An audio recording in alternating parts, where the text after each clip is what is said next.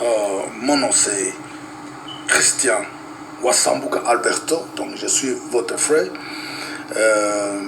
Je suis américain, mais d'origine angolaise. Je me présente auprès de vous juste pour passer un message à propos du passage dans la gloire de notre bien-aimé, le pasteur Timba, que j'ai eu l'opportunité de connaître. Alors, comme j'ai dit, excusez-moi, d'abord le français n'est pas ma première langue, donc si j'ai arrivé à commettre un peu des erreurs, comprenez mon émotion. Alors, donc je disais que j'ai eu l'opportunité de connaître cet homme de Dieu, ce grand homme de Dieu. Il m'a reçu personnellement dans son bureau.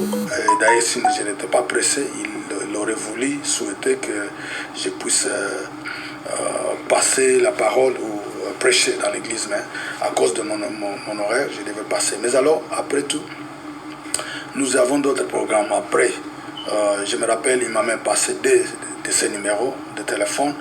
Et autrefois, il m'a promis qu'il devait partir au Texas. Paraît-il que Parole de Vie a une extension au Texas. Alors, il devait faire escale ici à Atlanta, en fait qu'on se voit. En tout cas, c'est vraiment... on a eu le temps de parler au téléphone, tout ça, à plusieurs moments. Mais cette fois-ci, je m'attendais aux périodes de fête, comme ça je peux l'appeler, parce que pour présenter mes meilleurs vœux, et puis parler de certains programmes que je pensais on pouvait parler pour l'année qui suit. Alors, c'était avec grand choc que j'ai reçu le message de son passage. Alors, ça m'a tellement bouleversé. Et dans les premières heures de mes études, ma prière pour réfléchir sur la situation, alors j'ai senti, c'est comme si Dieu me parlait et j'ai voulu partager ce message-là. Dieu m'a fait voir que l'église Parole de Vie,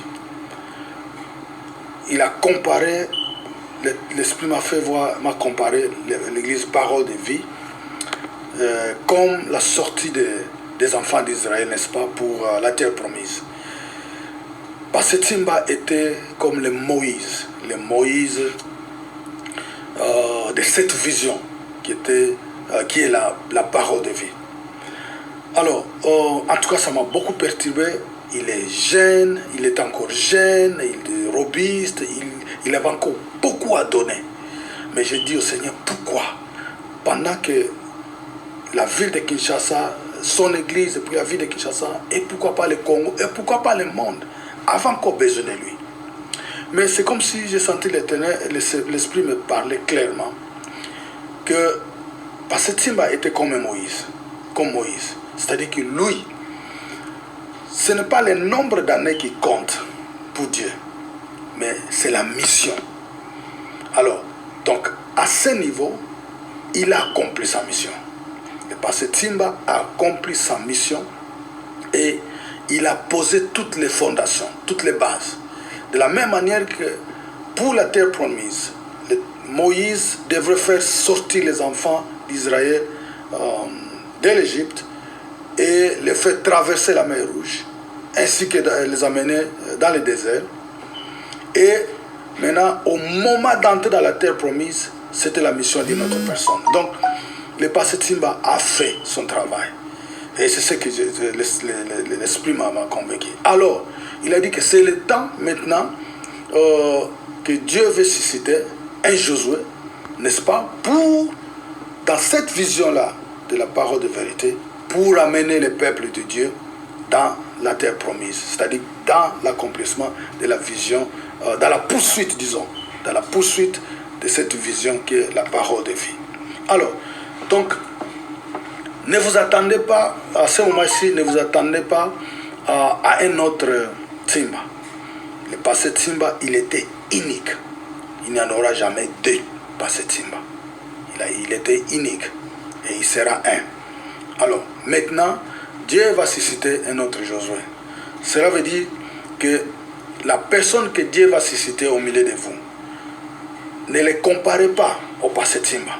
Parce que passé Timba, il est unique dans son ampleur, dans toute chose, il est unique. Alors, mais tandis que Josué que Dieu va susciter au milieu de vous, tout ce que vous devez faire, c'est l'entourer et l'appuyer, prier pour lui et l'embrasser et le soutenir pour la continuité de cette vision. Il ne sera pas comme Pasteur Timba, parce que Pasteur Timba est unique, comme je dis, mais à lui seul, Dieu va lui capaciter. Ne regardez pas sa grandeur, ne regardez pas comment il est, parce que c'est Dieu qui va lui capaciter. Alors, le plus grand souci, c'est quoi? Comme je dis, que si le Pasteur Timba, lui, il a fait son travail, il a posé les fondements, il a posé les fondations qui devra mener cette œuvre d'aller de loin. Maintenant, le temps est arrivé de quelqu'un d'autre qui va se lever et continuer la poursuite de cette vision-là.